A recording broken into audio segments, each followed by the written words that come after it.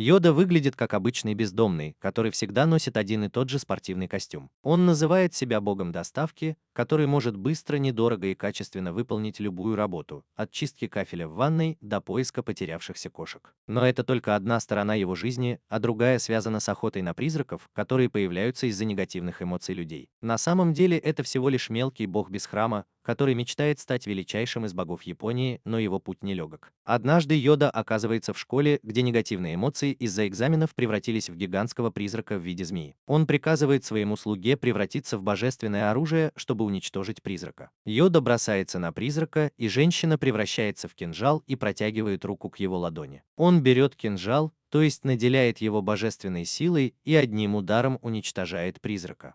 После этого он принимает эффектную позу, но женщина напоминает ему, что нужно вернуть ее в нормальное состояние. Она принюхивается к себе, жалуется, что от нее пахнет потными ладонями Йода и быстро понижает его самооценку. Затем она сообщает ему еще одну новость, что собирается уволиться и больше не будет с ним работать. Йода пытается убедить ее остаться, но она кричит, что не может работать с бедным мелким богом без храма. Она использует старый трюк, который знают все женщины, и начинает громко плакать, и тогда Йода решает исполнить ее желание, пока его не обвинили в домогательстве. Женщина убегает, дразня Йода, а он кричит ей вслед, чтобы она не возвращалась, когда он станет богом среди богов. Позже он оставляет свои контакты на видном месте, чтобы люди могли связаться с ним по поводу работы. Вдруг ему звонят и сообщают, что пропал кот, и он берется за поиски. Он ищет кота на рынке, не подозревая, что его судьба вот-вот пересечется с девочкой, которая смотрит на плакат с изображением того же пропавшего кота. Хиёри Ики, ученица средней школы, фанатка боевых искусств, промокла под дождем, увидев Баки. Она продолжает разговаривать с друзьями, когда они возвращаются домой из школы, и когда Яда проходит мимо, она замечает в нем что-то особенное. Она не может отвести от него взгляд,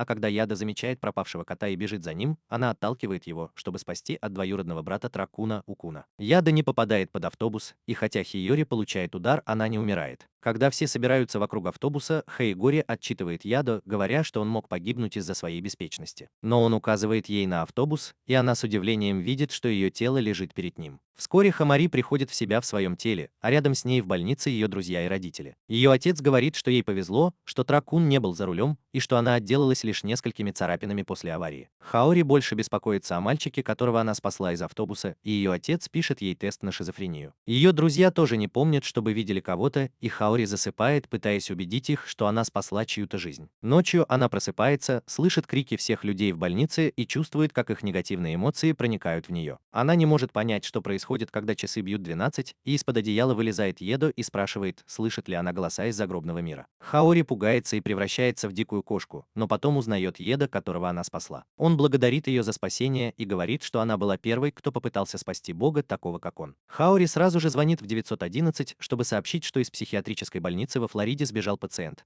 Но Еду уверяет ее, что он настоящий бог, и называет свое имя, которое она никогда раньше не слышала. Еда обижается, но рассказывает девушке о своей мечте стать мегазвездой с миллионами подписчиков. Затем он спрашивает, как ее зовут, и говорит, что теперь они квиты, потому что он убедился, что с ней все в порядке. Он выпрыгивает из окна, и Хаори пытается его остановить, но засыпает, выкрикивая его имя. Вскоре она возвращается к своей обычной жизни, но засыпает где угодно без предупреждения. Воспоминания о Еда становятся все слабее, и она пытается собрать их воедино, чтобы вспомнить его. По дороге домой она замечает объявление о пропаже кота и вспоминает, что Едо гнался за ним, поэтому решает поискать кота, чтобы найти его. Она чувствует головокружение, когда гоняется за котом, и сама почти превращается в кошку. Но потом учуивает что-то вкусное, а именно, что котенок держит в лапах кошачью мяту и ищет пропавшего кота. Он находит котенка, который чего-то боится, и сразу бежит к нему. Пока Едо успокаивает котенка, он слышит голоса призраков и видит, как повсюду появляются призраки глаз, говорящие, что от него приятно пахнет. Они окружают его со всех сторон и нападают, и хотя они всего лишь пушечное мясо, Едо не может с ними справиться без своего божественного оружия. Поэтому он убегает с котенком. Он идет в поле, где его встречает гигантский призрак жабы. Едо отталкивает его и бежит к нему, зовя свое божественное оружие, потому что он забыл, что оставил его. Он понимает это слишком поздно, и жаба уже собирается его ударить, как вдруг появляется Хиёри и уводит его. Едо замечает ее кошачий хвост и удивляется, что происходит, но времени на это нет, потому что жаба нападает на них своим языком. Уклоняясь от ее атак, Едо чувствует себя смелее и бросается на нее, но жаба хватает его за ногу. Однако Хиёри вспоминает свой любимый прием боевых искусств, который можно использовать в этом случае, и пинает жабу, отбрасывая ее в сторону. Едо потрясен, а Хиёри рада своему выступлению движению, давая жабе время прийти в себя и напасть. Едо спасает Хиори и берет ее на руки, убегая от призрака. Когда они оказываются в безопасном месте, он задается вопросом, как одна и та же девушка оказалась в его руках дважды, а Хиори хочет узнать, почему они встретились раньше. В этот момент она замечает свой хвост и спрашивает, что с ней случилось. Еда говорит ей, что ее душа покинула тело, которое лежит без сознания у забора. Девушка в панике спрашивает, не умерла ли она, но Еда отвечает, что с ней все в порядке. В этот момент душа Хаури возвращается в тело и сливается с ним. Еда отводит кошку домой, а потом забирает Хаури. Вскоре она приходит в себя и чувствует приятный запах, но поняв, что Еда несет ее на руках, бьет его и называет извращенцем. Она слезает с его спины и начинает паниковать, что ее душа покинула тело. Ята объясняет, что из-за аварии с автобусом ее душа, похоже, переместилась и застряла между миром живых и загробной жизнью. Он говорит, что сейчас Хаори похожа на кота Шреддингера, который одновременно и человек, и призрак. Хибери в панике спрашивает Ята, останется ли она такой навсегда, и он просит ее принять это как новую реальность. Она не может смириться с этим и умоляет его что-нибудь сделать, ведь он бог. Ята говорит, что она должна заплатить ему за это, и протягивает руку. Хаори пугается, думая, что он хочет 5 миллионов, но ему нужны всего 5 центов. Хаори в шоке, что его расценки так низки, но все равно дает ему 5 центов, и он принимает ее деньги и просьбу, говоря, что теперь их судьбы связаны. Вскоре после этого Хаори начинает проваливаться куда попало, и теперь она видит призраков, от крошечных безобидных пушистиков до огромных машин-убийц. Однажды, когда она засыпает на уроке физкультуры, она решает прогуляться по городу в своем духовном теле. Она развлекается, исследуя территорию голубей, и вдруг видит группу гигантских призраков-змей. Они пугают ее, и она вспоминает, чему ее учил Йета. Все они были жителями загробного мира, созданными из негативных эмоций людей, и выглядели по-разному. Их могут видеть только младенцы, животные и те, кто живет между миром смертных и загробным миром, например, она и боги. Кстати, Йета, она вспоминает, что он не связывался с ней с тех пор, как она отдала ему деньги, и звонит ему, пока он едет в поезде. Однако, когда она звонит, он телепортируется прямо к ней и уверяет, что сделает все, что она попросит. Хиори, которая разговаривает сама с собой, спрашивает Сиэтла, чем он отличается от призраков. Он утверждает, что он житель загробного мира, бог войны, рожденный из молитвы. Хиори не впечатлена его словами, и он говорит, что она снова покинула свое тело. Она паникует, и Сигет говорит ей остерегаться злых призраков, которые попытаются развратить ее и заставить нарушить границы, чтобы стать такими же, как они. Хаори немного напрягается, услышав это, и говорит Йодо, чтобы тот немедленно вылечил ее или вернул деньги. Она называет его бесполезным, раня его чувства, но он признает, что сейчас он действительно бесполезен, потому что у него нет божественного оружия, человеческого духа, который становится оружием в руках Бога. Хиори в шоке от услышанного, но тут Еда получает звонок и уходит на работу, оставляя девушку одну. Она думает, как заставить бесполезного бога работать быстрее, и вспоминает своего любимого мастера боевых искусств. Она решает взять судьбу в свои руки и начинает искать божественное оружие для Еда, но все призраки, с которыми она связывается, убегают от нее. Вдруг она видит бурю негативных эмоций в другом месте и бросается туда, надеясь найти кого-то, кто согласится ей помочь. Тем временем тот, ради кого она так старается, за 5 центов чистит формы и ремонтирует протекающие краны. Выпив пиво, которое ему дал клиент в качестве чаевых, Еда думает, что ему делать с ней или ее просьбой, когда она звонит ему и говорит, что нашла божественное оружие для него. Йодова телепортируется к ней и видит гигантского паука-демона, которого она выбрала в качестве божественного оружия. Он писается в штаны и убегает вместе с Хиори, спрашивая, неужели она настолько глупа, что не может отличить обычных духов от орлиных берегов. Паук преследует их, и Хиори в этот момент выходит из своего тела. Это оказывается к лучшему, потому что в своем духовном облике она с легкостью может совершать подвиги, как Человек-паук. Она уворачивается от атаки паука и готовится ударить его ногой в лицо, но Еда хватает ее за хвост, и она чувствует, будто все ее нервы разом натянулись. Он спасает ее от паука-призрака, но тот кусает его за руку. Ему удается сломать один из его зубов, а затем он уводит ошеломленную Хиори в безопасное место. Когда они делают перерыв, чтобы отдышаться, Хайори замечает, что у Еда рука стала другого цвета. Он говорит, что это из-за того, что бог соприкоснулся с нечистым духом, и просит Хайори не трогать его, иначе это распространится. Затем он говорит ей, что ее хвост – это связующее звено между ее духом и телом, и если его отрезать, она больше никогда не сможет вернуться в человеческий облик. В этот момент на них нападает призрак-паук, и Хайори жалуется, что хочет стать призраком без тела. Он говорит ей, чтобы она замолчала и не пыталась сражаться с призраками, потому что она для этого не создана. Он говорит, что сам найдет божественное оружие, когда увидит подходящего кандидата. С помощью функции Samsung Galaxy Zoom он замечает чистый дух подростка и думает, что это подходящий кандидат.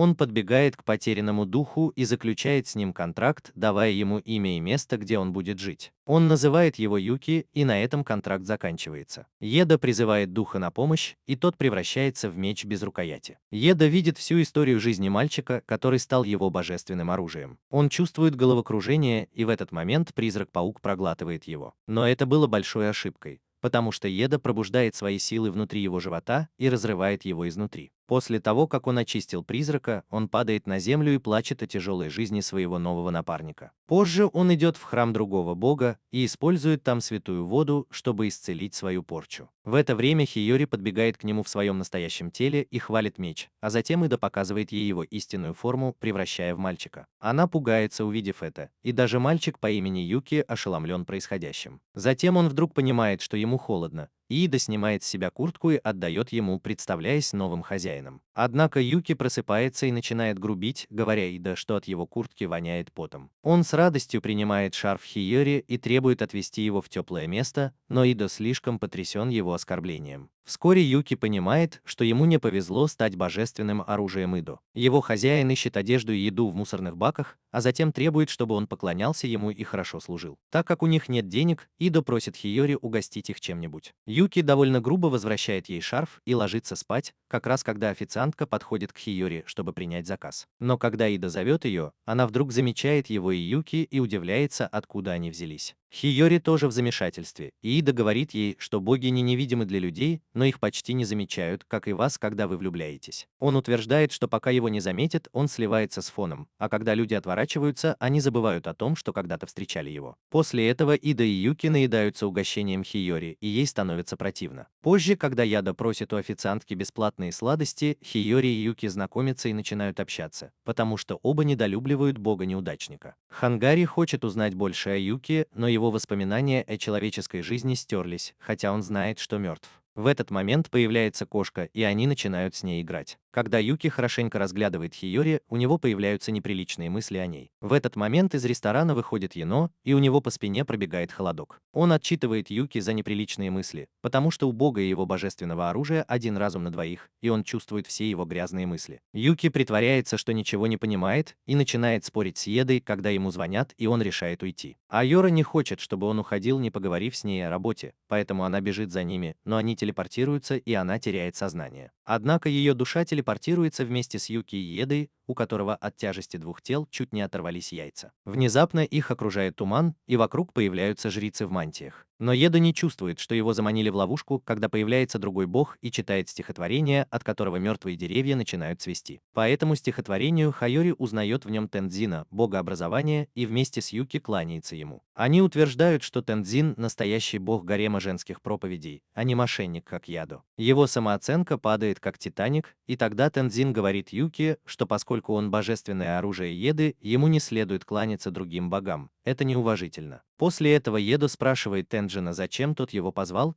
и старик просит его присмотреть за призраками, пока он занят экзаменами. Тенджин знает, что Едо часто без разрешения ночует в его храме и хочет, чтобы он услышал эту просьбу, если хочет и дальше так делать. Он подшучивает над ним, дает ему большую купюру, а затем превращает свою трубку в слугу, чтобы Едо мог осмотреть окрестности. Едо в шоке, когда видит, что женщина перед ним – божественное оружие, которое уволилось с работы, не предупредив за 2 недели. Он оцепенел от шока, а женщина представилась как Маю и сказала Хиёри и Юки, что когда-то была служанкой Еда, но ушла от него, потому что он был бесполезен. После того, как они поругались как разводящиеся супруги, Маю ведет Еда и его друзей к железнодорожному переезду, где регулярно собираются призраки и вселяются в людей со слабой психикой, заставляя их прыгать под колеса поездов. Хиёри грустно это слышать, и она говорит, что призраков обязательно нужно уничтожить, но Еда говорит, что тех, кто хочет умереть, нельзя останавливать, потому что их души уже не спасти. Хиёри злится на него и убегает, а Маю решает тоже уйти, но Маю останавливает его и просит поработать, если ему уже заплатили. Однако Хаори подумала, что он не собирается убивать призраков, и решила взять дело в свои руки. Она идет на железнодорожную платформу, где призрак, прицепившийся к безработному неудачнику, пытается заставить его прыгнуть под поезд. Хайри отбрасывает его ногой, но это привлекает всех призраков в округе. Они набрасываются на нее и толкают на рельсы, где связывают ее так, что она попадает под поезд. К счастью, Йода прибывает туда как раз вовремя и убивает призраков, которые ее держат. Хайори встает и благополучно запрыгивает на крышу поезда, где Йода говорит ей, ей, что она должна просто подождать здесь и посмотреть, как он справится со своей работой. Поезд быстро приближается к месту, которое Тенген доверил Йодо, и он видит, как призраки уговаривают студента выйти на рельсы. Юки кажется, что они не успеют спасти его, пока он не окажется перед поездом, но Ята просит его поверить в него. Он бежит вперед и прыгает перед поездом, зачаровывая свой меч, чтобы очистить призрака. Одним ударом он отсекает призрака, но Юки слишком силен и рубит деревья и столбы, подчиняясь воле Обиэта. На следующий день Керри приносит ему обед и просит наконец выслушать ее. Он решает отвезти ее в уединенное место, где много маленьких домиков, и начинает звать девушку по имени Кафуку. Вскоре к нему подбегает веселая девушка с розовыми волосами и крепко обнимает его. Пока они празднуют воссоединение, Хиори и Юки чувствуют себя неловко, а затем Йода шокирует их, представляя девушку как Кафуку, свою девушку. Хиори и Юки в замешательстве смотрят на них, а затем Йода говорит Кафуку, что недавно создал новое божественное оружие, но сейчас у него недостаточно средств, чтобы его содержать. Кафуку без колебаний дает ему денег, и тут же какой-то мужчина бьет Йода ногой, приказывая ему держаться подальше от его девушки. Он уже собирается избить его, но замечает, что здесь есть другие люди, и приглашает их войти. Там он представляется как Куро, божественное оружие Хафуку. Хиори и Юки в шоке, узнав, что Кафуку – богиня, которая состоит в романтических отношениях со своим божественным оружием, и с Ята, которые не очень ладят друг с другом. Ята говорит Юки, чтобы она была осторожна с Куро, потому что его имя в списке Эпштейна, и из-за этого Ята выгнал его из дома. Куро рассказывает Юки, что он божественное оружие Йодо, а Кафуку тем временем пристает к Хиори. После того, как она заканчивает, она говорит Юки быть осторожной с Йодо, потому что, несмотря на его мягкий вид, она слышала, что он ужасный бог. Прежде чем Юки успевает спросить, что она имеет в виду, появляется Йода и забирает свое божественное оружие,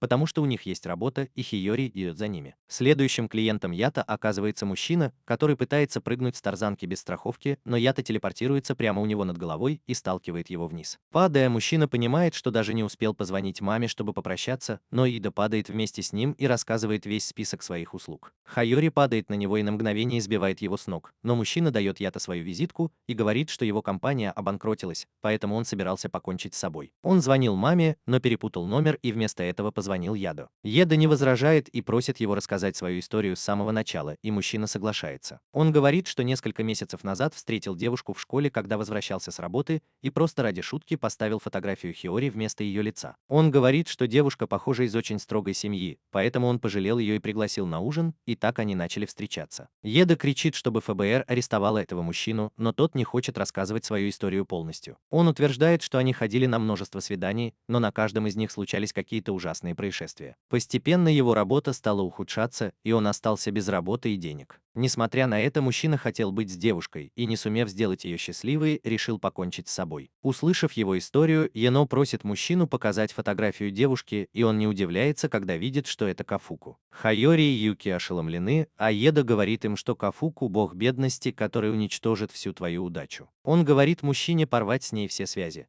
потому что у нее есть другой мужчина, и она намного старше, чем выглядит. Однако мужчина не готов простить свою настоящую любовь и предпочитает умереть, чем забыть Кафуку. Еда бьет его, говоря, что тот, кто так легко может отдать свою жизнь, не создан для любви, и это приводит мужчину в чувство. Ята поворачивается к Юки, который нервничает, потому что не знает, что делать, но Йода говорит ему, что нужно верить в себя. Он превращает Юки в оружие, а затем разрывает все связи человека с Кафуку, спасая его от неминуемой смерти. Позже Йода рассказывает Кафуку о мужчине, который должен был умереть из-за нее, и Кира плачет, обвиняя ее в измене. Он отчитывает ее, говоря, что не хочет, чтобы она связывалась с людьми, потому что она приносит им только несчастье. После этого Куро хвалит способности Юки, говоря, что разорвать чьи-то связи с другими людьми – это очень сложно. Немного поболтав, Йода и его группа уходят вместе с Кафуку. Но перед уходом Хаори хочет убедиться, что слухи о том, что Йода – страшный бог – это выдумка. Кафуку говорит ей, что слухи правдивы, и Йода убивал и людей, и божественное оружие. Хаори в ужасе, но Куро уверяет ее, что это было давно, когда было несколько войн, и у Ята была только одна задача – убивать людей. Он утверждает, что все боги рождаются из желаний людей, и для младших богов само их существование – это испытание. Они должны исполнять любое желание, которое им встречается, и поэтому Ята приходилось убивать людей, чтобы выжить. Узнав это, Хаори в ужасе уходит, и Ята спрашивает ее, о чем она говорила с Кафуку.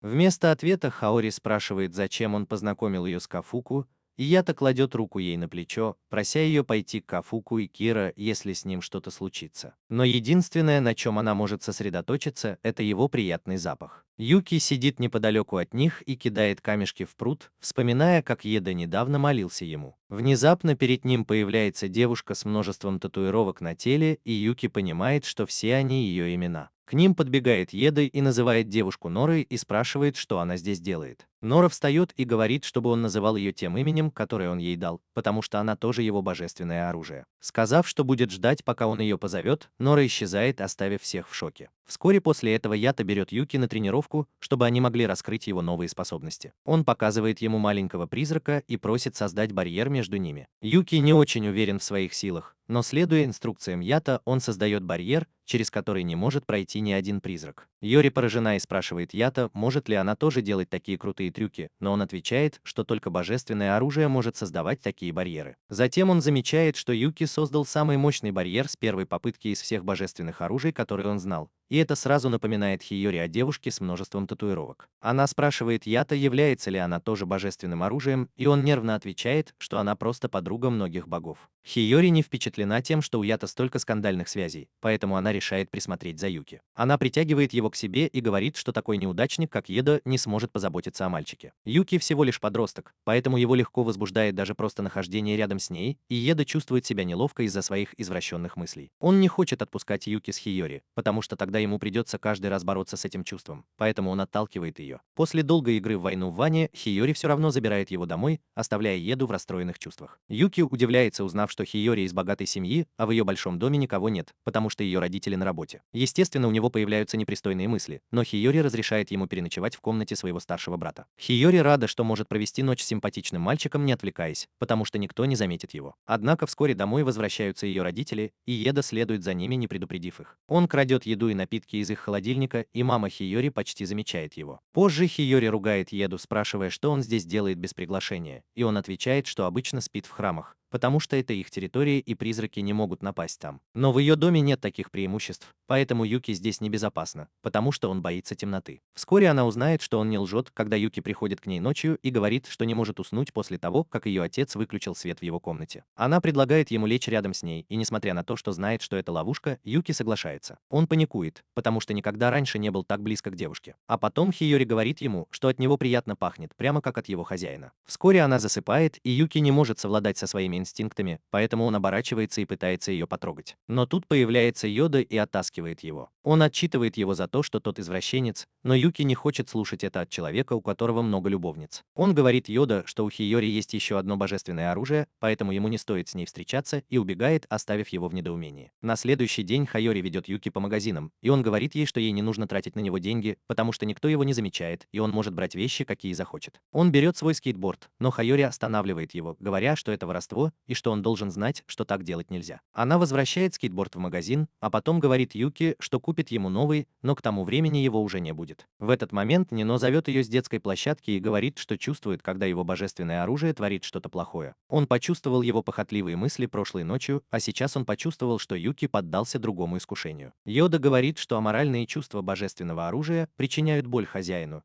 и так боги учатся отличать хорошее от плохого. Но эти моральные принципы не работают, когда бог решает творить зло, и он может делать все, что захочет. Услышав это, Хиёри понимает, что Кафуку не врала, когда говорила, что он жестокий бог. Она немного нервничает, находясь рядом с ним, поэтому убегает, чтобы найти Юки, но оставляет свое тело. Тем временем Юки бродит по городу и думает, что Хиёри все еще злится на него, но вдруг замечает, что уже стемнело. Он бежит туда, где еще не стемнело, и слышит, как какая-то девушка зовет на помощь. Он оборачивается, и девушка замечает его, поэтому она хватается за него и просит отвезти ее к родителям. Она плачет и говорит, что все ее игнорируют, и она видит страшные глаза. Юки понимает, что девушка уже мертва, но она этого не знает, и когда она просит его побыть с ней, пока ее не заберет мама, он соглашается. Он сидит с ней под уличным фонарем, сообщает ей плохую новость и говорит, что ее мама не придет. Девушка расстраивается и уходит, плача, и тут появляется Хиёри, как раз когда Юки собирается остановить девушку. Внезапно все призраки выходят из темноты и пытаются увести девушку, говоря, что ее мама с ними. Призраки уже почти забрали девушку, и Хиори просит Юки использовать свою способность ставить барьер, чтобы спасти ее. Он бежит в темноту и ставит барьер, чтобы защитить девушку от призраков, пока она крепко обнимает его. Он извиняется перед ней за то, что сказал обидные слова, но девушка говорит, что от него приятно пахнет. Юки смущается, но потом смотрит на лицо девушки и видит, что оно меняется. Он в шоке падает на землю, а когда девушка подходит к нему, он теряет концентрацию и барьер исчезает. Как только барьер исчезает, призраки нападают и лишают света всю округу, а Юки застывает от страха. Хиори пытается спасти его, но на них нападает гигантский призрак. К счастью, в последний момент их спасает Еда, и Юки просит его спасти девушку, которая оказалась внутри призрака. Едо слышит его просьбу и прыгает вниз, превращаясь в меч и нанося удар призраку. Но Юки пугается, когда видит, что девушка похожа на гигантского призрака, и Еда не может нанести решающий удар. Юки говорит, что они должны спасти девушку, а не убивать ее, но Еда отвечает, что они могут спасти ее, только очистив ее душу. Воспользовавшись их нерешительностью, призрак нападает на них и отбрасывает Еда. Поднявшись, он говорит Юки, что если душа испорчена, она будет испытывать бесконечную боль, поэтому он должен стать сильнее и избавить девушку от страданий. Несмотря на то, что Юки слишком напуган, чтобы что-то сделать, Еда бросается вперед и очищает призрака, но ему очень больно из-за того, что его слуга струсил. Через несколько дней Юки все еще не оправился от шока после убийства девушки, и его посттравматический синдром возвращается. Он видит призраков в чае, который готовит Хаяо, и когда он идет в торговый центр, чтобы сбежать из дома, он боится даже самых маленьких призраков. Юки проклинает Еда, обвиняя его в своем состоянии. Он говорит, что Еда использовал его против его воли, и поэтому он так параноид. Он вымещает свою злость на оконном стекле, но продавец в магазине не замечает его даже после этого. И Юки решает устроить бунт и крадет скейтборд, доставляя очередную порцию боли яда. Он весело катается на украденном скейтборде, но тут появляется Ида и ломает его. Он спрашивает про скейтборд, и Юки говорит, что его купила Хиори. Кажется, удача не на его стороне, и в этот момент появляется Хиори, и он загоняет ее в угол, спрашивая про скейтборд. Она боится, что Ида накажет Юки за кражу, поэтому лжет и говорит, что купила его для Юки, и на этот раз он прощает его. Аки обращает внимание на красное закатное небо и говорит, что в его время граница между этим миром и следующим стирается, и те, кто живет между ними, становятся более активными. Как только он заканчивает свой монолог, Ида поднимает голову и видит маму-львицу, которая очень его ненавидит. Она бьет Юки хлыстом, и Ида в последний момент оттаскивает его с ее пути. Иори в шоке, но Ида говорит ей не реагировать и притвориться, что она их не видит. Богиня-мама называет Ида богом бедствий, и он отвечает ей тем же, называя ее Бишопин, сильнейшим богом войны, которого он встречал. Юки спрашивает, не богиня ли она, и почему она нападает на них, и Ида отвечает, что он давно ей не нравится, поэтому она охотится за его жизнью с тех пор. Юки не хочет участвовать в их битве и хочет убежать, но Еду уверяет его, что Бишопин не пощадит его, потому что он его божественное оружие. Она нападает на него, и Еда уворачивается, превращая Юки в меч и убегая от нее. Богиня-мать преследует его, и Хайори задается вопросом, почему Бишамон, бог, карающий грешников, преследует Ята. Она вспоминает его слова о том, что он отправится прямо к Кафуку, если с ним что-то случится, и решает, что сейчас самое время действовать. Тем временем Бишопин преследует Еда и, используя свое божественное оружие, Казуму, который живет в ее Сергей, действует как ее слуга. Находит подходящее место, чтобы прижать его. Она посылает своего льва, чтобы помешать ему сбежать, а затем сама бросается за ним, решив покончить с ним сегодня. Ета прячется от нее, потому что устал, и когда Юки жалуется на это, он обвиняет его в том, что он ослаб. Он говорит, что из-за того, что в последнее время у него много негативных и эгоистичных эмоций, он проходит через ад и приказывает ему собраться с духом. Юки игнорирует его слова и спрашивает, правда ли он собирается убить другого бога, используя его, и это говорит, что у него, возможно, нет другого выбора. Он объясняет, что все, чем владеет Бишопин, от ее одежды до льва, это божественное оружие. Ее навигатор Казума – самый искусный из ее слуг, и благодаря ему она почти непобедима. Еда бросается вперед, надеясь покончить с Бишомином, пока у него еще есть силы. Она почти сразу нападает на него, и блокируя ее атаки своим мечом, он понимает, что сейчас не может с ней сражаться. Он уклоняется от ее атак, но Бишомин использует свой хлыст, чтобы схватить его за ногу, а затем достает пистолет и стреляет в него. Казума точно определяет, куда она целится, но Йода демонстрирует свои навыки и отбивает пули. Он бьет хлыстом, и тот с криком отлетает в сторону, разозлив Бишомин, которая нападает на него с пистолетом. Она заявляет, что не позволит ему снова убить божественное оружие. Йода говорит Бишомин, чтобы она оставила его в покое, ведь с тех пор, как это случилось, прошло много веков. Но она не собирается его щадить и достает еще один пистолет, чтобы выстрелить в него. Йода уклоняется от ее атак и убегает, а Бишомин преследует его. С другой стороны, Хайори уже добрался до магазина Кафуку и говорит ей, что Бишомин преследует Йода. Кафуку знает об их вражде и говорит шокированной Хиори, что божественное оружие, которое когда-то убил Йода, принадлежало Бишомин, и поэтому она хочет отомстить. Куро утверждает, что им не стоит вмешиваться в битву между богами, но Хайори умоляет их помочь ему. Кафуку любопытно и спрашивает Хайори, влюблена ли она в Ята или он ее как-то шантажирует, потому что все остальное маловероятно. Богиня бедности не против помочь Хиори в обмен на денежное вознаграждение и спрашивает, как найти Ята. Хайори выпрыгивает из ее тела в тот же момент и ведет Кафуку и Куро за собой, следуя за сладким ароматом, исходящим от Ята. Йоги отдыхает в лесу, далеко от Бишомин, и Юки спрашивает его, правда ли, что он убил божественное оружие мамы. Он спрашивает, убьет ли он его тоже, если станет бесполезным, ведь у него уже есть другое божественное оружие под названием Нара. Его негативные мысли снова задевают Юдо, который говорит ему перестать быть слабаком, но Юки обвиняет его в трусости и говорит, что у него сейчас сильно потеют руки. Пока они ссорятся, сильный порыв ветра ломает несколько деревьев и сбивает Юки с ног,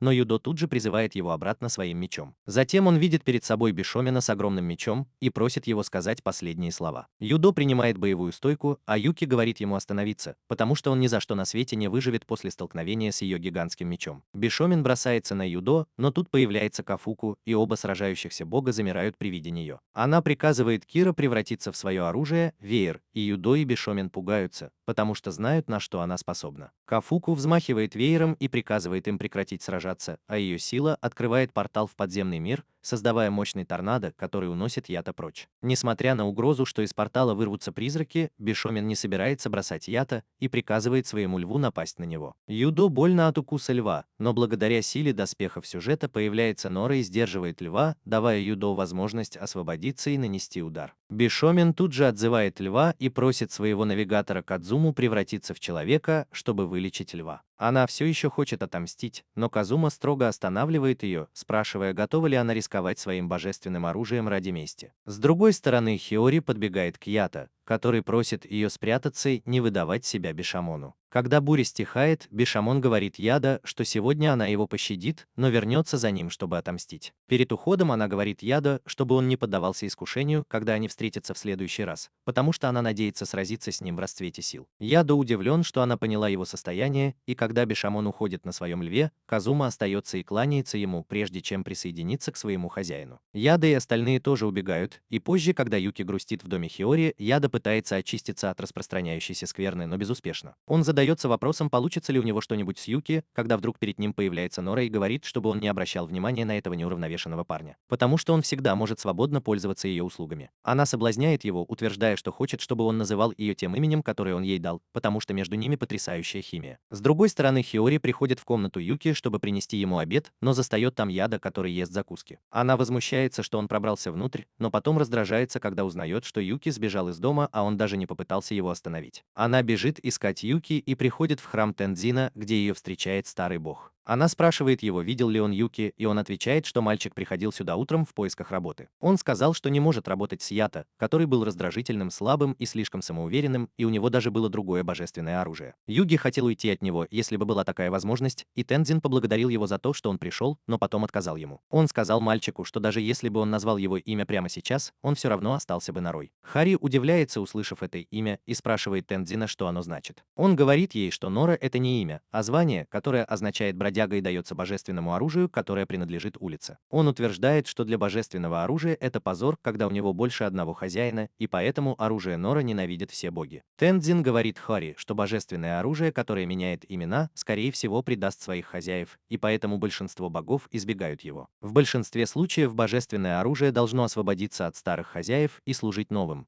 Но с Норами это не так, потому что они привыкли выполнять работу, которую не доверили бы своему божественному оружию. Хёна Реза должна это усвоить и спрашивает Тензина, видел ли он Нору того же возраста, что и Юки, но он отказывается говорить с ней об этой отвратительной теме. Позже она поднимается на высокое место, надеясь найти Юки, но чувствует сладкий запах, который не узнает. Она оглядывается и замечает Бишоэна, который ищет что-то в городе. Хайори в ужасе отступает на шаг, но потом видит, что Кадзума стоит прямо за ней. Он знает, что она их видит, видит, и что она знакома с Ято, и Хайори думает, что сейчас умрет. Она пытается убежать, но Кадзума удерживает ее и накладывает на нее еще одно заклинание. Вскоре приходит Бишоэн, и у Хайори возникает ощущение, что сейчас она станет обедом для льва. Однако ни Бишоэн, ни лев не замечают ее присутствия, и Кадзума непринужденно продолжает говорить с ними о делах. Бишоэн отправляется на поиски призраков вместе со львом, и Хайори смотрит им вслед, думая, что они похожи на спецназ. Вскоре Кадзума говорит ей, чтобы она не связывалась с богами, и снимает с нее свои заклинания. Хайори паникует, потому что он назвал ее полное имя и адрес,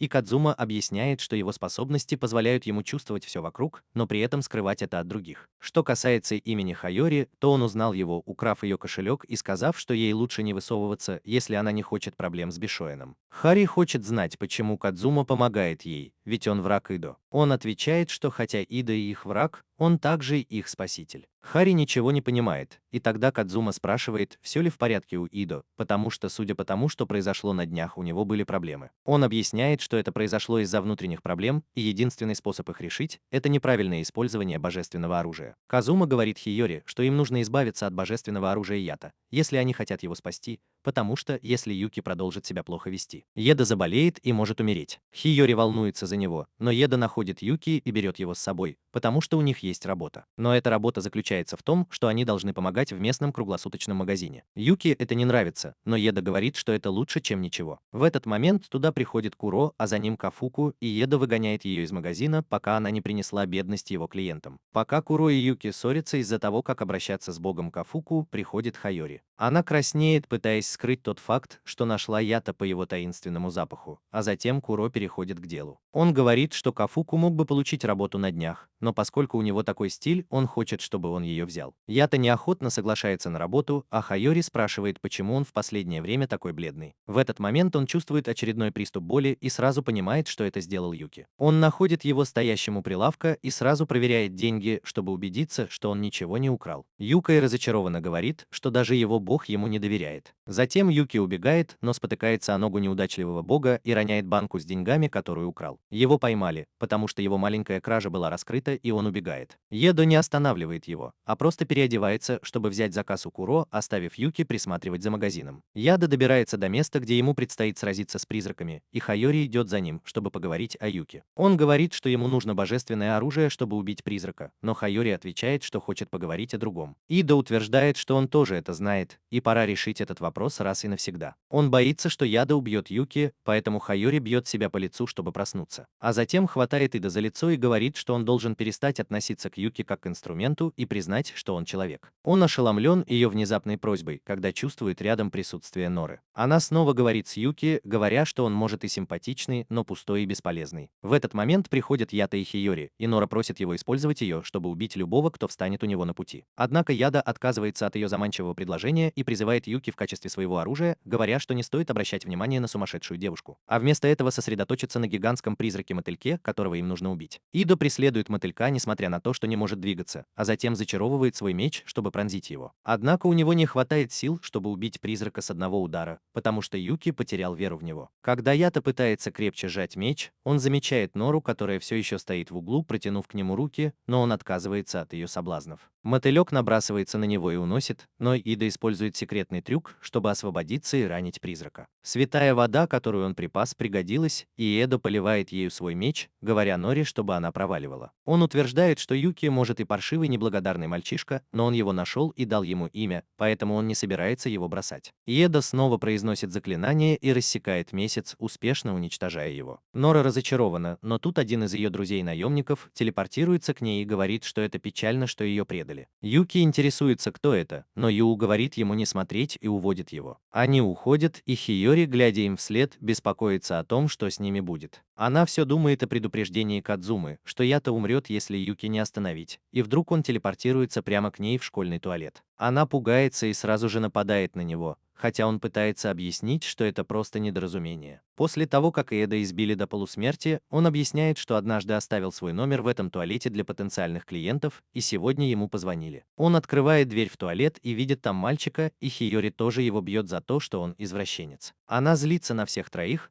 но мальчик по имени Оде говорит ей, что он прятался здесь из-за своих обидчиков. Он начинает плакать и рассказывает свою историю, и Хиёри протягивает ему свой платок. Иеда уже догадался, что это так, потому что большинство просьб, поступающих из школы, связаны с издевательствами. Оде плачет и говорит, что хочет убежать отсюда подальше, а Юки раздражает его нытье. Иеда говорит своему слуге, чтобы тот не ненавидел мальчика за то, что он снежинка, потому что он такой же, как он. Юки обижается на это и убегает, сказав, что он не снежинка. Иеда не обращает на это внимания и говорит Оджи, что ему нужно быть таким же выразительным, как Юки. И для этого он дает ему секретное оружие, чтобы тот мог защищаться от хулиганов. Оджи в ужасе, и Иеда говорит ему, что последствия использования этого оружия могут быть очень серьезными. Но он все равно берет его, и Хайори кричит на Иеда за то, что он дал мальчику такое опасное оружие. Иеда отвечает, что он просто хочет, чтобы Оджи сошел с ума, и если у него есть хоть немного самоконтроля, он не причинит вреда другим. Аи верит, что есть другой способ решить проблему, но Иеда чувствует себя неважно и решает отдохнуть. Уходя, он говорит, что пребывание здесь может подтолкнуть Юки к краю пропасти. Хайори хочет узнать больше, но Иеда не объясняет. Хая Рэй звонит ему и ищет его, пока наконец не находит спящим в лазарете. Она не может удержаться, когда видит его обнаженную спину, и решает проверить, не распространилась ли порча по всему его телу. Яда просыпается, когда она осматривает его, и получает еще один удар, хотя на этот раз он ни в чем не виноват. Хари меняет тему и спрашивает его о Юки, и Еда говорит ей, что мальчик сейчас в трудном возрасте и останется подростком навсегда, поэтому управлять им будет сложно. Тем временем Юки уже на грани и все еще злится на Еда за то, что тот сравнил его с таким неудачником, как Оджи. Тем временем он решает осмотреть школу, и вид пустого класса вызывает у него странную ностальгию, хотя он ничего не помнит. Пока он решает сложную математическую задачу, возвращаются ученики, и видя, что они дружат, он чувствует себя еще более одиноким. Он в ярости, у него нет друзей, а Оджи, который тоже страдает от издевательств, чувствует себя еще хуже. Внезапно он слышит голоса призраков, которые говорят ему убить своих обидчиков, если он их так ненавидит. И, соблазненный их словами, достает секретное оружие, которое дал ему Еда. Он подходит к своему обидчику и смотрит на него таким взглядом, что тот отступает. Оджи вспоминает все унижения, которые ему пришлось пережить, достает из кармана канцелярский нож и бросает его в обидчика. Он вспоминает слова Идо, который сказал, что если он решит драться, то должен дать своему противнику оружие, и сейчас самое время это сделать. Оджи достает свой нож и, подстрекаемый призраками, идет к обидчику. Но прежде чем Оджи успевает ударить его, он вспоминает, что Еда также сказал ему не причинять никому вреда,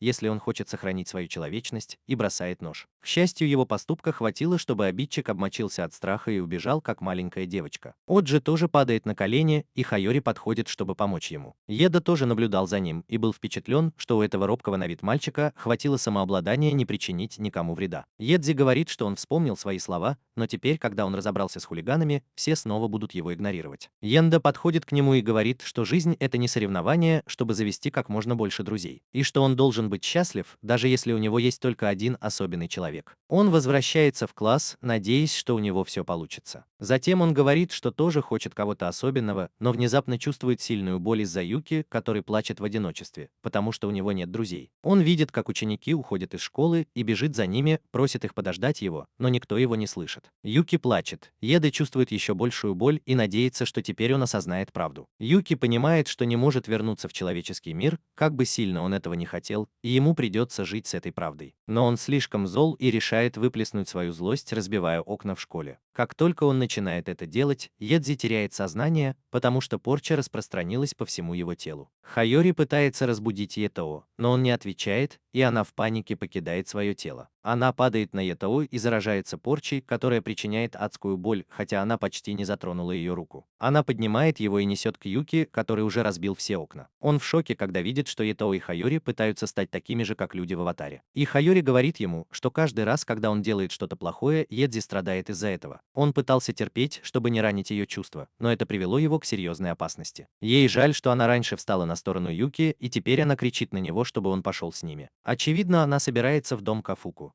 потому что это единственное место, где ей могут помочь. Но как только Куро и Кафуку открывают дверь, они с ужасом видят, что Еда и Хиёри заражены скверной. Кафуку хочет помочь ему, но Куро не теряет ни секунды и ставит барьер между ними, а Хиёри продолжает умолять их спасти Ята. Она плачет, и Куро пропускает только ее через барьер. Он просит Кафуку помочь очистить девушку, и она ведет ее в ванную и создает немного святой воды, чтобы помочь ей. Хайо Рэй говорит, что Юда значит для нее больше, чем она, но Кафуку отвечает, что уже слишком поздно, и если Юки не накажут, Ята наверняка погибнет. Куро берет на себя эту роль и уходит за помощью к другим божественным оружиям. Хайори хочет знать, как накажут Юки, и Куро рассказывает ей о процессе очищения от скверны. Для этого нужны 3 божественных оружия, и Мэт причина, по которой Куро нужны еще 2. Кафуку говорит ему поторопиться, потому что шансы на очищение очень малы, и Куро знает, что Ята не переживет эту ночь, если его не вылечить. Он убирает барьер и предупреждает Юки, чтобы тот не двигался с места, иначе он убьет его собственными руками. Юки кажется все равно, и он ведет себя так, будто ему все нипочем. Куро идет в храм Тензина, чтобы попросить помощи в очищении, но все его божественные оружия нервничают, потому что если процесс не удастся, они могут погибнуть. Однако Мэю, которая когда-то была его хозяйкой, соглашается помочь Йода, каким бы жалким он ни был. Куро благодарит ее в храме Тензина и спешит дальше, а Тензин злится на Йоды и думает, что любое божественное оружие, которое так сильно ранит его хозяина, заслуживает смерти. Куро отправляется в другие храмы, чтобы одолжить божественное оружие, но никто не отвечает на его просьбы. Он звонит Кафуку, чтобы рассказать ей ситуации, и она плачет, что Йода умрет, если они не найдут кого-нибудь еще, кто поможет ему. В этот момент из душа выходит Айора и решает сама поискать божественное оружие. Она думает, что Нора обязательно поможет Йода, но она также убьет Юки, поэтому она не может на нее рассчитывать,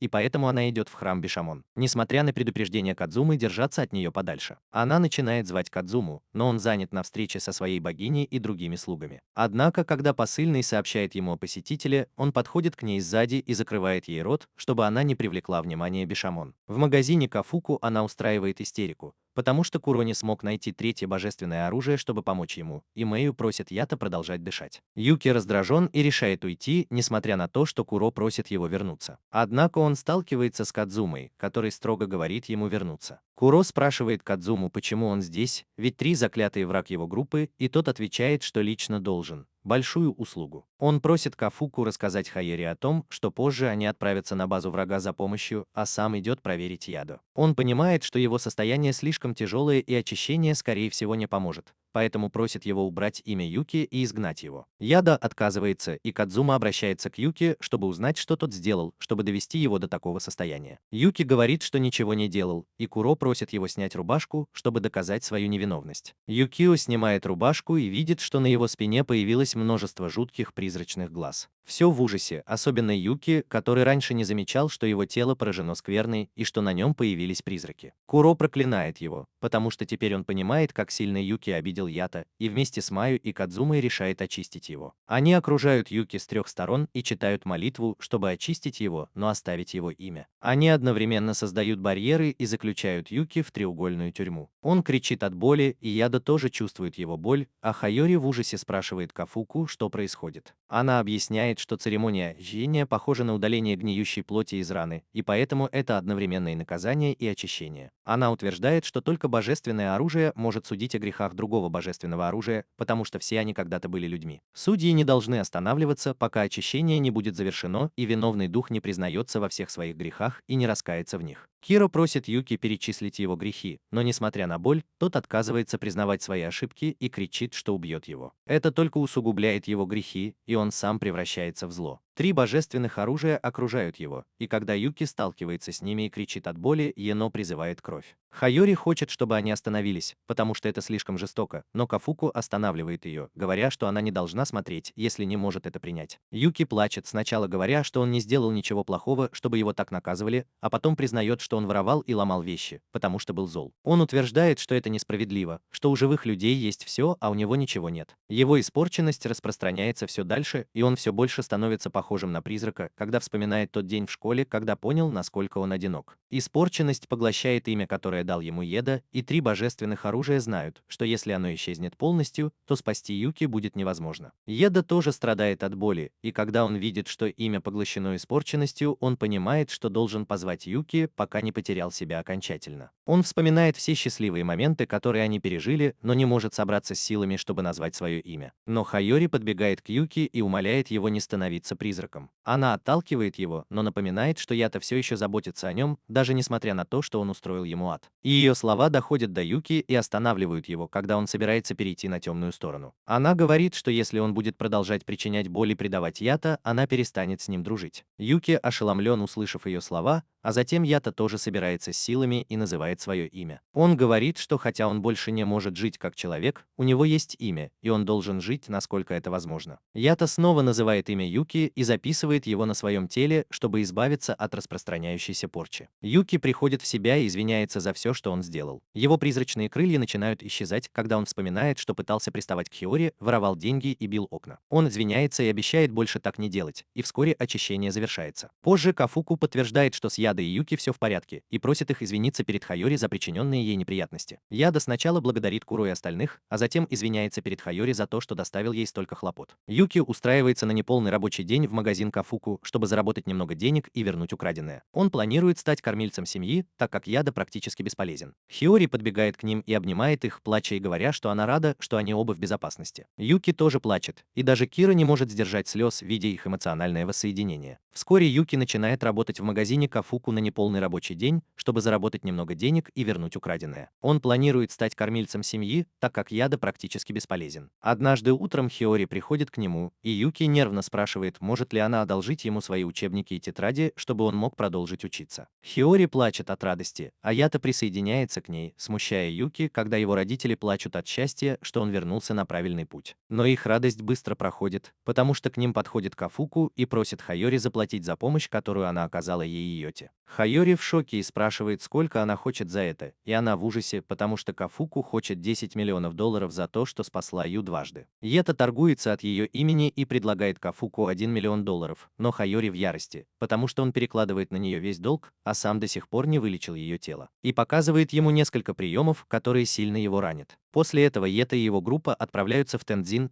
чтобы поблагодарить его за помощь. Тензин ругает его за то, что он позволил своей коррупции зайти так далеко, и Йета отвечает, что он сделал это специально, чтобы его талантливое божественное оружие могло учиться на его ошибках. Два бога начинают спорить друг с другом, а Мэю оставляет Хайори и Юки одних. Хайори вспоминает, что одна из служанок Тензина пропала, и Мэю говорит ей, что ее выгнали, потому что она причинила Тензину боль своими негативными эмоциями. Мэю объясняет, что девушка переполнилась негативными эмоциями после прочтения молитв и причинила боль своему хозяину. У Тензина очень строгие правила на этот счет, и он выгнал божественное оружие, хотя она извинилась. Мэю утверждает, что хотя это может показаться суровым, изгнание девушки было мягким наказанием, потому что она могла найти другого хозяина. Услышав это, Юки понимает, как ему повезло, и еще раз благодарит Мэю. Она говорит ему, чтобы он не винил себя за это, потому что это тоже причинит боль его хозяину. Вместо этого она просит его быть преданным Ята, который отказался бросить его и Юки и поклялся служить ему. Они смотрят на Ята, который просит совета по поводу Хиори. Он рассказывает ему о несчастном случае и о том, как Хиори невольно покинула свое тело, и с тех пор он откладывает ее просьбу, потому что не знает, как с этим справиться. Но теперь он чувствует себя в долгу перед ней и собирается серьезно отнестись к ее просьбе. Тензин называет его жалким неудачником и советует разорвать с ней отношения, потому что это может навсегда вылечить Хиори. Однако Ята, похоже, не очень нравится эта идея. На следующий день Хайори обсуждает с друзьями планы на Новый год, и они решают вместе сходить в храм. Ее друзья говорят, что нужно попросить благословения у богов, а потом рассказывают Хайори о новом боге, имя которого быстро набирает популярность. Говорят, что если кто-то молится богу Рибю, чтобы тот убрал кого-то из его жизни, то его молитвы всегда сбываются. Позже Хайори приносит Юки свои старые тетради, чтобы он потренировался, но у него ничего не получается. Ята берет его тетрадь и рисует в ней красивые наброски, хвастаясь своими навыками, которые он приобрел за время своего долгого пребывания в роли бога. Юги спрашивает, можно ли использовать его талант, чтобы заработать немного денег, и Хайори с удовольствием наблюдает, как они спорят друг с другом. Ята замирает, увидев ее, и вспоминает, что Тензин советовал ему разорвать отношения. Вскоре Хайори связывается с Йоду, который занят подготовкой к Новому году, и она хочет пойти в храм Тензина в первый день Нового года. Он расстроен, потому что она собирается пойти в храм другого бога, но соглашается пойти с ней. Наступает канун Нового года, и Хайори наряжается в традиционную одежду, чтобы встретиться с Ята. На улице она замечает странного мужчину, но когда оборачивается, чтобы посмотреть на него, он исчезает. Этот странный мужчина – бог Рабу, который работает с Норой. У них обоих есть какие-то дела с Ята, и они думают, что избавиться от девушки, которая последнее время привлекает его внимание, будет хорошим началом. Нора просит Рабу набраться терпения, потому что они могут найти способ использовать эту девушку. Вскоре Хигори встречается со своими друзьями, которые удивляются, увидев ее в таком наряде, и когда они узнают, что она хочет познакомить их с парнем. Они весь вечер подшучивают над ней, говоря, что у нее есть парень. Затем Хайори молится Тензину и просит его позволить ей наслаждаться обычной школьной жизнью. После этого она замечает Йода в толпе и бежит за ним, но забывает о своем теле. Однако Йода и Юки даже не были рядом с храмом, потому что были заняты работой. Йода получает сообщение о том, что рядом с ними появился призрак-скорпион и напал на них. Йода превращает Юки в меч, отрубает призраку-скорпиону хвост и лапы, а затем очищает меч. Он хвалит Юки за хорошую работу, но потом они замечают, что призрак, которого они победили, был не единственным. Юки паникует, но Йода говорит ему успокоиться и довериться их команде. Они начинают сражаться с призраками, а Рёбу наблюдает за Йода, чтобы понять, насколько он силен. С другой стороны, Хайори бежит за Йода на пустырь, но она в шоке, когда узнает, что это Нора заманила ее сюда.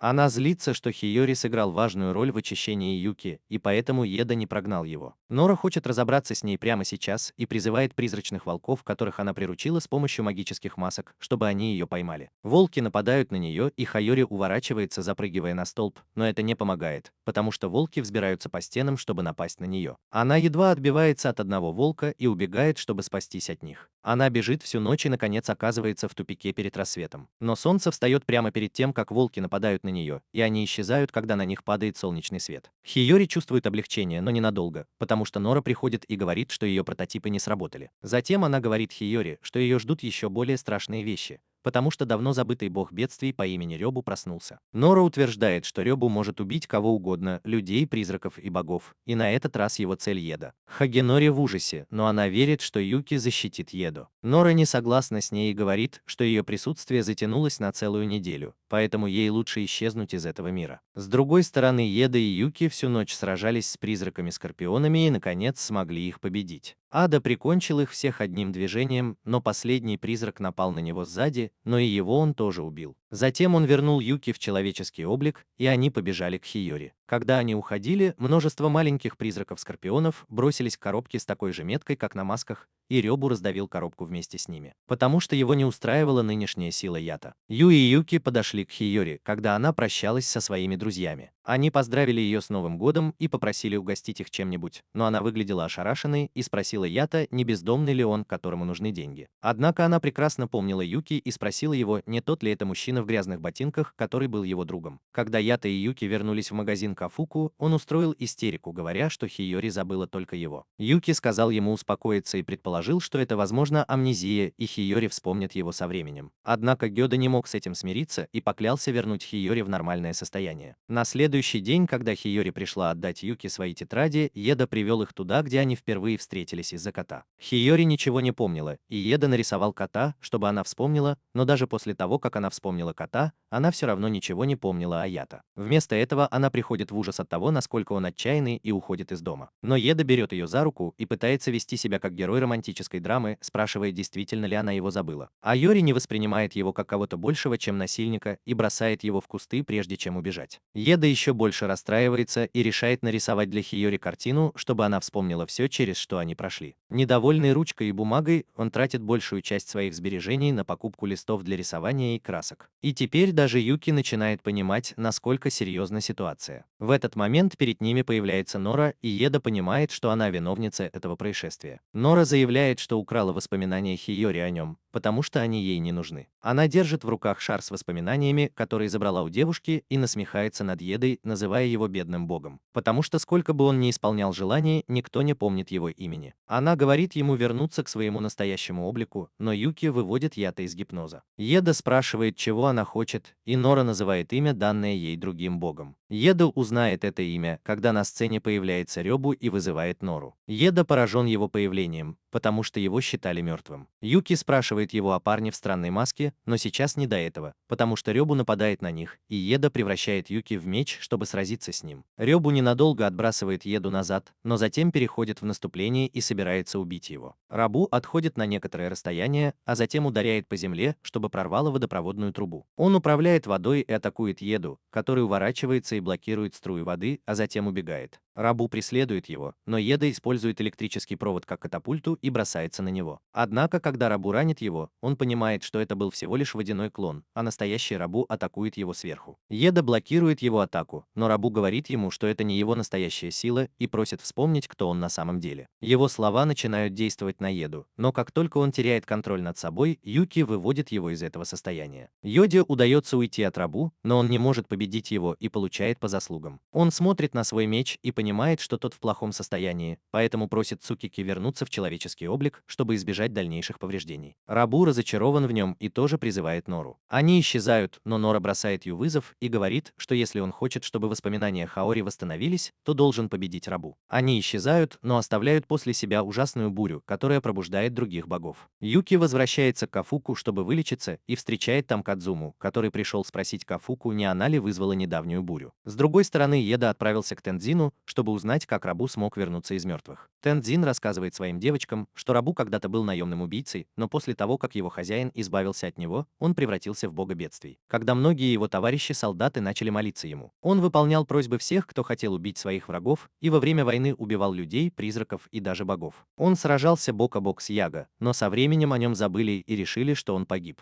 Ида удивляется, как маленький бог, который полагается на убийство, смог дожить до наших дней, но больше всего он хочет вернуть воспоминания Хиёри. Тензин говорит ему, что лучше оставить все как есть, потому что так он сможет вылечить странное состояние Хиёри. Ида решает прислушаться к его совету и с тяжелым сердцем возвращается домой. По дороге он встречает Юки, который слышал историю о Рабу от Кадзумы. Он хочет вернуть воспоминания Хиёри, но Юки говорит ему забыть о девушке, и Юки очень расстроен. Он разочарован и возвращается в свою комнату, где видит альбом с воспоминаниями, который создал Юда, и думает, что еще есть надежда. Он связывается с Хайори, которая на уроке видит карикатуру в своей тетради и понимает, что раньше знала Юду. Она получает сообщение от Юки и вечером идет к нему навстречу у реки. Он показывает ей книгу с картинками и рассказывает историю о странствующих богах Ята и Хиёри. Даже после того, как она выслушала всю историю и увидела на последней странице рисунок Юки, где они счастливо живут вместе, Хайори не может вспомнить Ята. Она все равно просит Юки отдать ей книгу с картинками, потому что это может помочь ей вспомнить его. Но никто из них не знает, что будет дальше. Во время показа Юда встретил Нору, которая показала ему, что шар с воспоминаниями Хиёри тускнеет и скоро она все забудет. Это правда, потому что когда Хиёри берет книгу с картинками, Шиген забывает о Юки и спрашивает, зачем он отдал ей свой блокнот. Юки очень расстроен и убегает, а Еда чувствует его боль. Он спрашивает Нору, что она сделала, и она отвечает, что украла у Хиёри не только воспоминания. Она говорит, что если Ята не победит Рабу, то Хиёри потеряет все свои воспоминания и станет пустой оболочкой. Позже Ята находит Юки, который плачет, потому что Хиёри забыла его, и говорит, что они вернут ей воспоминания. Но он сомневается, что Юки может сломаться во время боя и снова превратиться в убийцу. Юки говорит ему, что нужно верить в их команду, и вытирает его слезы, чтобы подбодрить Ята. На следующее утро они приходят к Хори, когда она собирается идти в школу. Она тоже их не помнит, но Ята и Юки обещают ей, что вернут воспоминания. Хиёри начинает плакать, услышав это, хотя и не знает почему. Еда говорит ей, чтобы она верила в него, и собирается телепортироваться, но Хиёри не выдерживает и прикасается к нему, и когда Еда и Юки телепортируются, она падает на землю. Они добираются до разрушенного храма Рабу, где Йо и Юки в панике обнаруживают, что он тоже пришел. Она сама не может поверить, что ее телепортировали, и пугается, когда видит у себя хвост. В этот момент появляется Рабу и приветствует Еда, приглашая его на финальный бой. Нора Нисёс Хайори называет его уродом, и Йода говорит ей, чтобы она держалась подальше, потому что ей опасно здесь находиться. Он превращает Юки в меч и нападает на Рёбу, который тоже превращает Нору в оружие и ждет, когда враг нападет первым. Рёбу блокирует атаку Йодо, а затем отбрасывает его назад. Йодо прижимает его к стене и прыгает, чтобы нанести завершающий удар,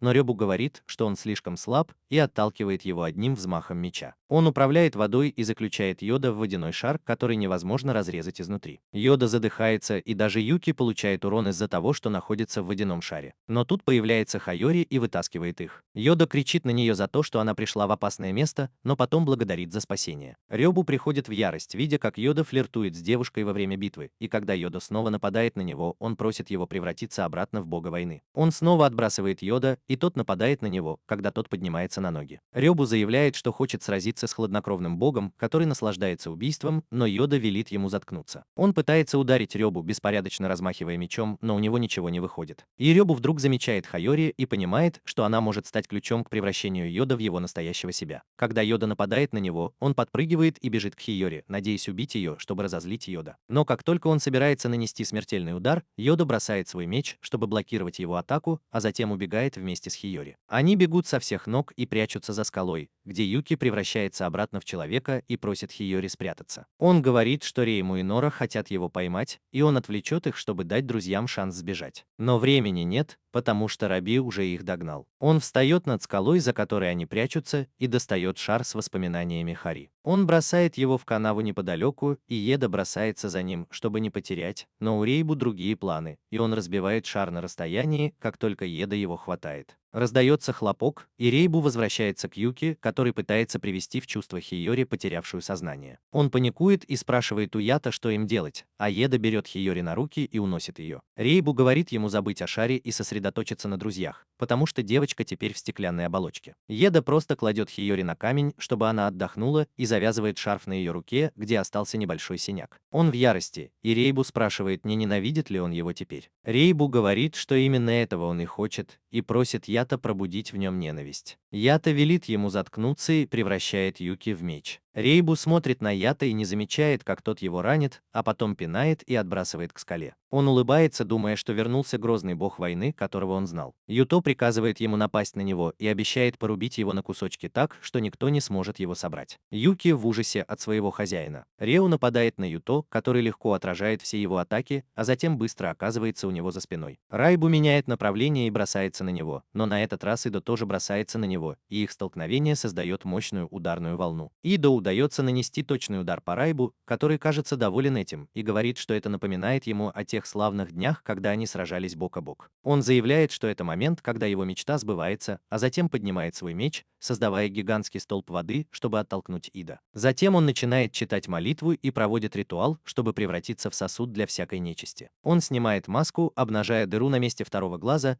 и приказывает всем призракам в округе отдать ему свою силу. Небо и столб воды становятся черными, когда призраки устремляются в глаз Райбу и наделяют его демонической силой. Ида называет его сумасшедшим, но Райбу это не волнует, и он заявляет, что ему нужна эта сила, чтобы сражаться с ним до смерти. Он бросается на Ида и наносит ему множество мощных ударов, но Ида блокирует их все. Они переводят бой в другое русло и посылают воздушные удары в сторону Ючи, и Райбу удается победить Ида. В быстром бою Райбу посылает воздушный удар и разбивает несколько камней прямо над Хиори. Как только Идо это понимает, он бросается к ней, но Райбу посылает струю воды и разрушает все вокруг. К счастью, Идо успевает добраться до Каори и едва успевает защитить ее от падающих обломков. Но когда Юки это сделал, он застрял под камнем, и теперь Рёбу приближается к ним, чтобы закончить бой. Тем временем Хайори чувствует себя так, будто плывет в бесконечном темном море. Она даже не помнит своего имени. Когда она чувствует запах Ида, она вспоминает, что любит этот сладкий запах. Ее тело двигается само по себе, и она обнимает Ида, который потрясен, увидев, что она открыла глаза. Хида успокаивает Ида, называя его по имени, и тот радуется, что она его помнит. Он пытается заговорить с ней, но поскольку он не спросил ее разрешения, она злится и прогоняет его. Она объясняет ему, как важно спрашивать разрешение, а Нора только ошеломленно наблюдает, как обычный человек освобождается от ее чар. Рау использует свою водную магию и хватает ее за ногу, притягивая к себе. Он направляет меч на Иду и спрашивает, почему тот не хочет вернуться к своему первоначальному облику и стать богом бедствий, как он. Ида просто просит его перестать жить прошлым и отпустить Хайори, и тогда Рёбу понимает, что она причина, по которой Ида стал таким послушным. Он душит ее и объявляет, что она будет принесена в жертву, чтобы он стал еще сильнее. Ида призывает Юки и говорит, что они сейчас убьют рабу. Юки не уверен и думает, что они могут задеть и Хиёри, но Иду уверяет его, что у них все получится. Он говорит, что поскольку Рёбу сейчас слился с призраками, его убийство будет похоже на создание улучшенной версии барьера, и они могут сделать это вместе. Ида зачаровывает свой меч, и Рёбу замечает его, поэтому посылает в него водную атаку. В ответ Еда использует мощную атаку, которая ранит Рибю и разрывает гигантскую веревку, которой он был привязан к дереву. Рабу получает урон от этой атаки, и призраки, которые были с ним, очищаются. Он чувствует слабость, и Хари пользуется этим, чтобы убежать обратно к Яго. Она обнимает его и говорит, что им нужно вернуться домой, но он замечает, что Рибю идет к ним, и решает, что его работа еще не закончена. Еда отталкивает Хиёри в сторону и говорит Рибю, что он тоже слышал его желание. Они бросаются друг на друга в последний раз, и Еда наносит смертельный удар, разрубая маску Рибю пополам. Когда тот падает, его лицо начинает меняться, и Еда понимает, что он сохранял свою внешность с помощью проклятия. Рибю говорит ему, что как бог бедствий он знает, что люди будут ненавидеть, бояться и забывать его. Но он хотел жить и пытался продлить свою жизнь с помощью запрещенных техник. Однако, когда он проснулся через 500 лет, он понял, что этот мир не для него, и захотел умереть. Он хотел, чтобы другой бог бедствий убил его, потому что тот бы его понял. Еда говорит отцу, что он не такой, как он, а затем идет домой с Юки и Хиёри, которые теперь помнят их обоих. Юки хочет знать, как к ней вернулись воспоминания, и Хари краснеет, пытаясь скрыть тот факт, что это произошло из-за приятного запаха Еда. Но Еда решает поговорить с ней на чистоту и серьезно заявляет, что ей лучше порвать с ними, потому что тогда она сможет жить как нормальный человек. Хиёри, не раздумывая, отказывается разрывать отношения с Едой и Юки. Они возвращаются к Кафуку, который очень рад, что Хиёри пришла в себя. Еда думает, что это просто каприз, что она не хочет разрывать с ним отношения, но Хиёри отвечает, что хочет остаться с ним навсегда. Все воспринимают это как признание в любви, и Еда даже краснеет, услышав это. Он протягивает руку Хиёри, говоря, что исполнит ее желание, чтобы они могли быть вместе всего за 5 центов.